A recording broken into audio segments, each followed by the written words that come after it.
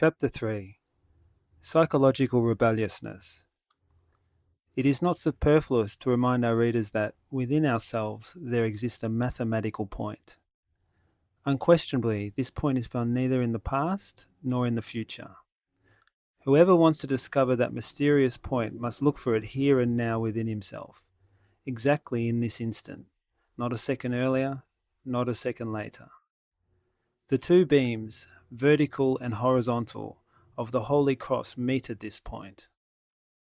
We find ourselves then, from instant to instant, confronted by two paths, the horizontal and the vertical.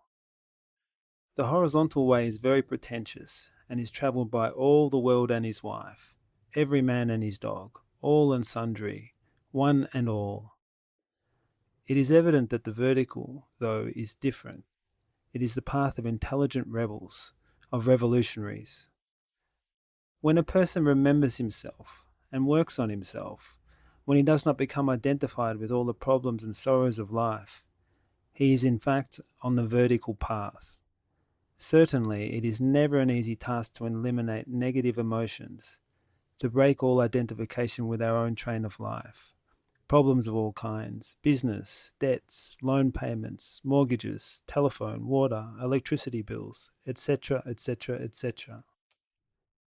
The unemployed, those who have lost their position or job for one reason or another, obviously suffer because of a lack of money. To forget their situation, not worry or identify with their own problems is in fact terribly difficult. Those who suffer, those who cry, those who have been victims of some betrayal, some injustice in life, some ingratitude, a calumny or some fraud, really forget themselves, forget their intimate real being. They identify completely with their moral tragedy. Work on oneself is the fundamental characteristic of the vertical path. Nobody could tread the path of the Great Revolt if they were to never work on themselves. The work to which we refer is of a psychological nature. It deals with the definite transformation of the present moment in which we find ourselves. We need to learn to live from instant to instant. For example, a person who is desperate about some sentimental, economical, or political problem has obviously forgotten himself. If this person were to stop for a moment, observe the situation and try to remember himself, and then make an effort to comprehend the meaning of his attitude.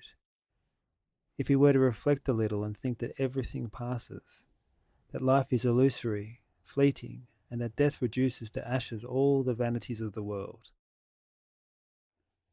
If he understood that his problem in reality is nothing more than a flash in the pan, a fatuous flame that soon abates, he would quickly see with surprise that everything had changed.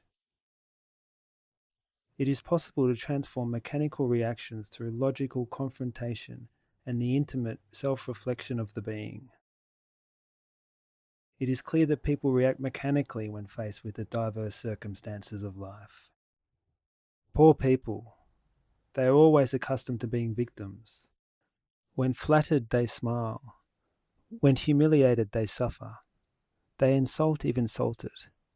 They hurt if they are hurt. They are never free. Their fellow men have the power to drive them from happiness to sadness, from hope to despair. Each of these people who are on the horizontal path is like a musical instrument on which any of his fellow men can play whatever tune he pleases. Whoever learns how to transform mechanical relations is in fact entering the vertical path. This represents a fundamental change in the level of being, the extraordinary result of psychological revolt.